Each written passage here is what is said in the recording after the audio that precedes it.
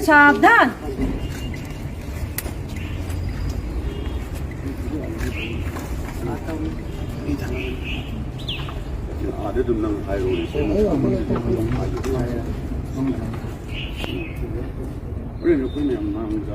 Shape democracy, I will loyal the one.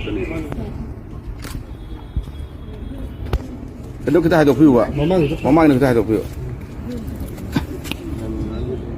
And to be on here.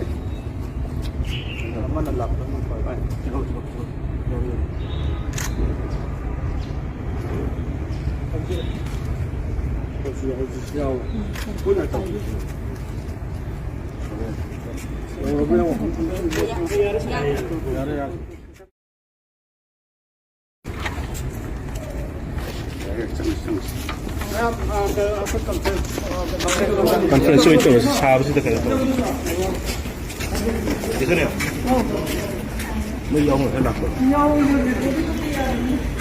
Okiwa megi tang ahumdagi Manipurda. Amka sumaina thokani haibasi hajadaba haibana. Yamna unprecedented wayba haibana kayothiba. Manipur state ko ningaba thodo kaya thokna. Hojik phawsi numei kapa lepna daba anaba lepna daba. Sigumba thodo wathok mayamsi. Yang nalayo kibane, koi democracy satpa lay baktati, ako'y na democracy ki temple ni ang hainariba, kendra dagi, kazamiyam na kalaba miyut sinisina. Any state to be issues, any problem, lakana. Madu suggestion kaya taon na ba? Opposition ni haidna government da koi base later ba justification later ba opposition na koi opposition ni kan nang ho dia di hayo dia di haiba adum tang natanati healthy democracy ama amji hairaga di madu koi proper forum da koi munna khana nainaraga Sarkar sina any apaba. Hoy how we about 2022 hayo tare. Maduda Manipur ki singam pu tamda leiba praja sina. Clear verdict ama. This pali ba sarkar sta. Pigrabani na. Koi sahi manga di. Yamna constructive woiba opposition party ama woina. State ki any matam issues lakada. Kamay tawdra masi once for all solve taw sige haibase. Masi suggestion taw ba yaba aran ba tahonin ka ba kaya tawra agana madu point out taw ba kudong bitin ba no sidi yarway haina.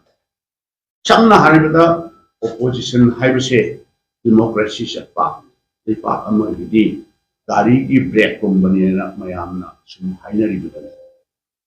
Ruling the Towing but the Tawayataba. Founding father of our democracy, Constitution, Miba, Constituent Assembly the Putoga, Drafting Committee, Shaman, PR Ambedkar, Assembly Miba, Constitution say. Nayami and a Kangire, Masigi legislature, executive, judiciary. Judiciary is in a towing with a Tawayataba. Executive Sina, legislation is a towing with a Tawayataba. I in Siamba Yag, Dana Ama Siamba. Madu Karino Constitution Gamari later. At the Constitution Yadaba Matorko target Judiciary na interfere to Tawataba. Adumai Tawdra, like Tiba Todoxi. Ita mari bushurok kadol mani masi koi Congress party danatana wakhan manaba like-minded political party tarana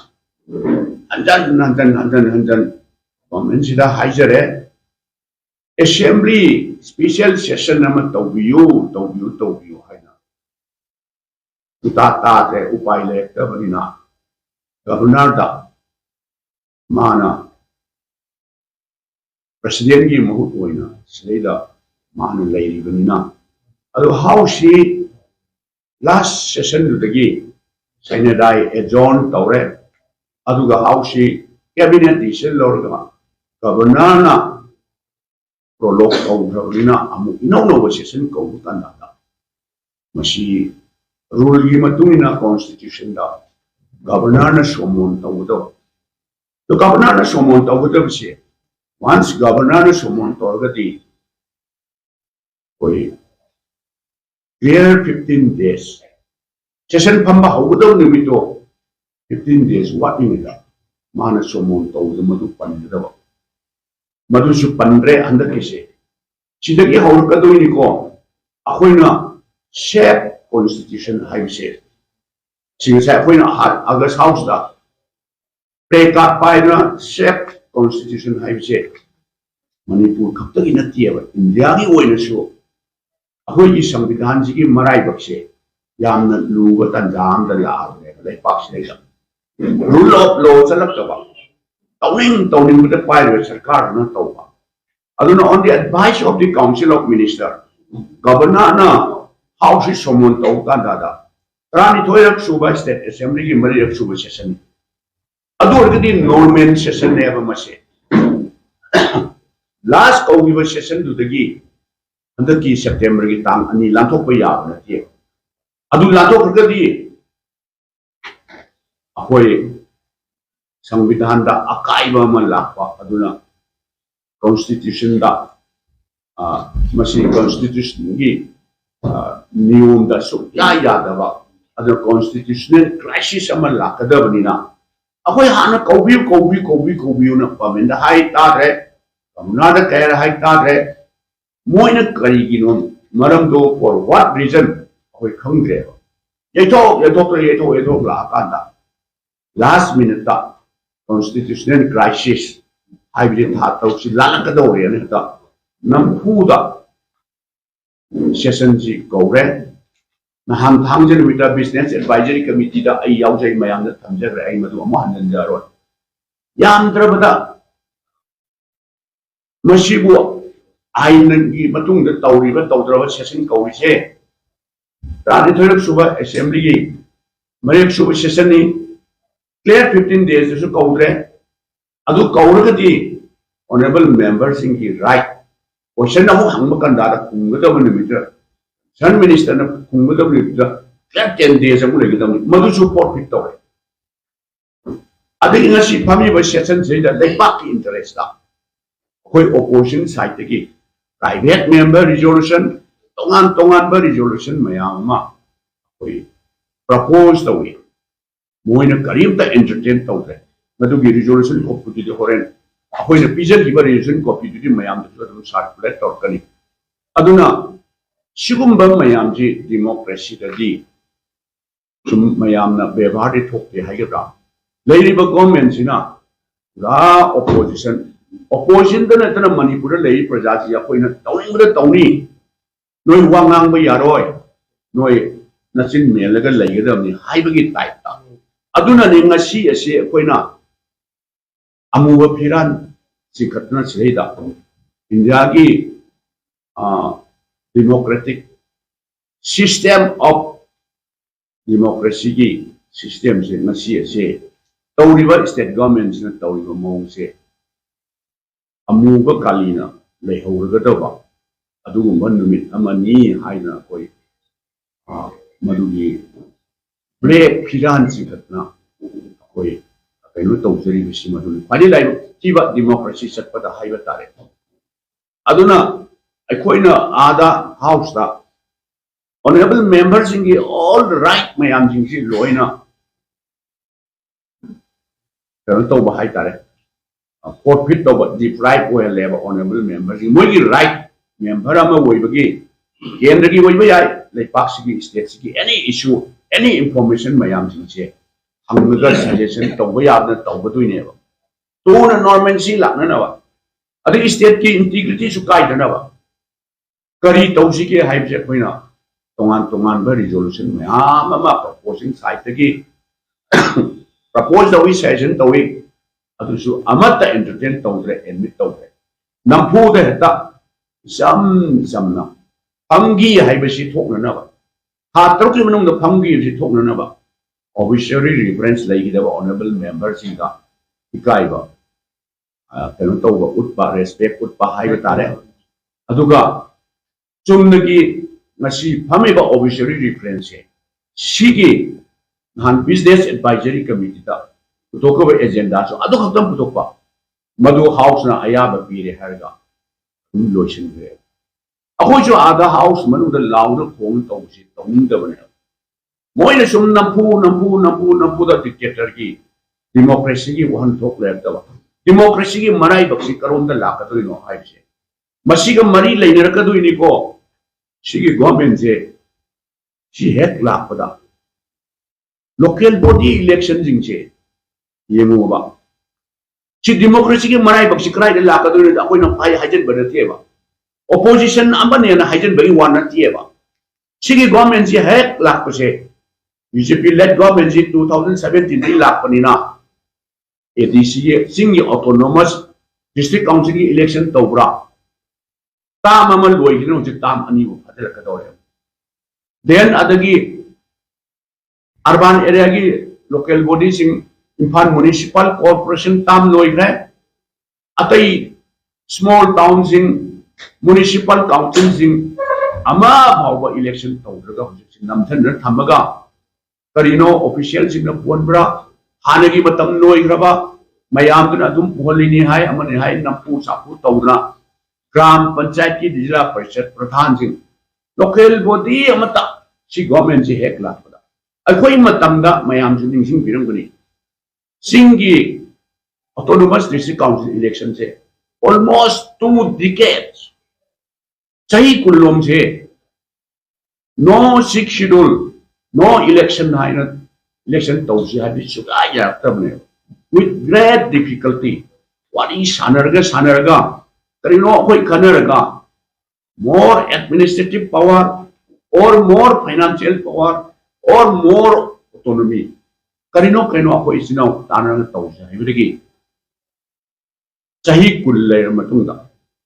election tawbi madudagi mo ise hek lak padagi I na haijen na brachi yeng bioba autonomous district council election tawbro adudaki si gram panchayat ki tawbro Imphal municipal corporation ki chahi kya sore loi ki ba municipal council atai nagar panchayat sidi machine dadi bebhati thoktre haigara honorable prime minister Shri Narendra Modi na handakta recently America da satpa kannada India je mother of democracy hai man finally ariba finally most successful democracy satpa ai bar toba adugumba democracy satpa pa amani aduna India je prithvi punamanga mother of democracy na honorable prime minister Narendra Modi na ai atai mapang ko wari country mapang ko dinu satpa je man hai je marang nahan ya hadak America chatpada India is a mother of democracy whereas in Manipur BJP ne saswan to double engine government say mother of democracy not reba murder of democracy in Manipur karigino haibo si government je hek lak padigi local body election sing che ahoi matam dadi Shri Rajiv Gandhi ji na prime minister were makanadi more power to the local grassroots, local bodies. Adagi more power to the women. Ma sumi hingna sum layama ba sarkar chakama ba. State Assembly aduga Parliament bhog yona. Nupi singda empower people 30% reservation for women. Layram baneba. Adu local body the hawam baneba. Gram panchayat municipalities da. Nupigi reservation hauram mabne sorry people hauram aduna other center na mother of democracy Manipur dana murder or en choi lakh ni ko murder Manipur da democracy hatpa dictator chatpa law and order like ba law and order matang da ai yam sang na hajaroi se law and order leiriba state si India ki top court Supreme Court na hai gi base right na makha appeal sa ingai kari leige Supreme Court na Manipur se loire law and order totally failed constitutional machineries completely break down hai bisi wo ikai draba sekali sini maka tanah kari hanya ngai lagi aina law and order ki study ai yamna panjararoy aduna akoina akoi khangge ai si moi da opposition na pai hai ba ta gadra Manipur se BJP ga sana basi khara wat mane moina 2001 da lai wai kraba ai ming panbali nuai ke Shri Atol Bihari Vajpayee mana prime minister oiba aduga Shri LK Advani ji na deputy prime minister in charge of home 2001 ni Manipur de kari thoki I think June si kanai government matam dano ba center the BJP na pai ga matam ju da ne Hujik phau da 18 June the great uprising de na tawise emotion me try parla kaino halaga tawju kanagi creation no BJP creation ne hauze ga muk sida BJP na par kanda center da jo Narendra Modi na kanda anda ki sire jo amu haure adu di BJP si Manipur da chana ri ba chana da bra hum da khan na yingbiro na kadoi ro matham gi election da di mayam mun na gyan ta na wakhan khandar biraga ai di vote piba matam yora mane na ai sumaina ai amjaning bani ado akoi na moina shape constitution haibase na sai chu thamjara ina hawrpada akoi na assembly kaubiyo constitutional crisis lakadore ha tau hengi dore hai chu ko madudagi amuk toraga hujiksi amuk moina nampu da tauraga nan kauraga members ingi right se loina piram baya bane 15 days clear 15 days da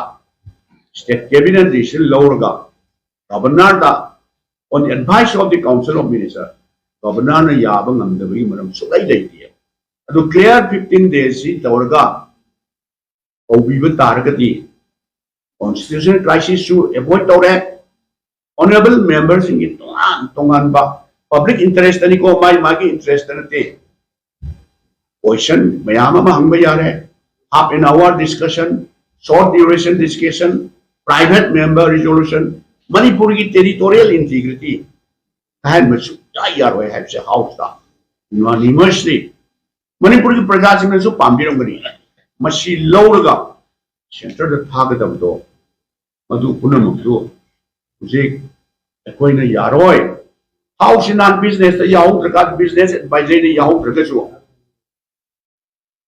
speaker na ngamde the house is supreme on mari leina ba article 26253 the yahu ba all relevant rule mayam si suspend tawraga dictionary tarani yatra ngani ra makham hamdaraga honorable members in question loi hangan ba yai half an hour discussion to ba yai short duration discussion to ba yai si pomna maxing che oina ba nam pu da torga session jing chinuai famre hoi akoi da discharge ro ba yai kaino khana jai no opposition na khana ba pam da bigi disturb torga hokala thokre na hai pa yai kana no tawri bi se ba non business advisory committee da utokri do sai puthok da poina hai house na ya pu hai da honorable speaker Lairiba chief minister Lairiba council of minister ki mayam da hire all relevant rule mayam se akoi gi rule of procedure conduct of business to madudai da yaw se article 253 da all relevant rule mayam se suspend torga na 351 ta rule number 351 tani akoi gi rule da dum yengbe su khangari adu loina suspend torga akoi adum amuk hanna hanna bi yai amoina har ko yai ji khara lerga amuk ko ge khana chi gai adu di government city kari haini nahanamuk aduda kaurani koi cabinet ni sel lawre ha lawti aduda taurani ha lawti sabab na ona taina da ade local body election june October tawni November tawni December tawni Manipur prajana pali ba government sibu moi wasak si kenoma haina daina kenoma haina dai madu bebhar thokre ai haija roi karino hinsa bina kenoma sari chombri kenoma haina bani ma anjing haina bani madu daida tarak ta dauri ba aduna koina masi maroina koi akoina masi assembly da tawjari biche lekak interest da state ki interest da time da khana chi ba yad ba moi ki constitutional crisis leitana ba ai lepak mayam ni sige si sang suno akoi gi chokri akoi gi government bu kai ja di loi en so ba adu dani akoi na house da ogunu public interest da akoi keno akoi na ise gi ba resolution mayam do ama ni do so ya biu adu khana chi ngasi adum loi san ji haidro noi yai yar ga ni numi mangani da di matam pira ga koi khana chi ai यादरगा सु ngasi adum loi chanche hayune adu su ya da nam ku tawraga mayam press ki sinong su mayam chapiramani obviously reference lo daga dum lo chalaga opposition masi ikai ni ngai ne ba masi ikai ni ngai ni aduna ni opposition ngasi se amu ba piran sin khalaga koi sarkar se da sarkar sina tawi ba punu maksi state ki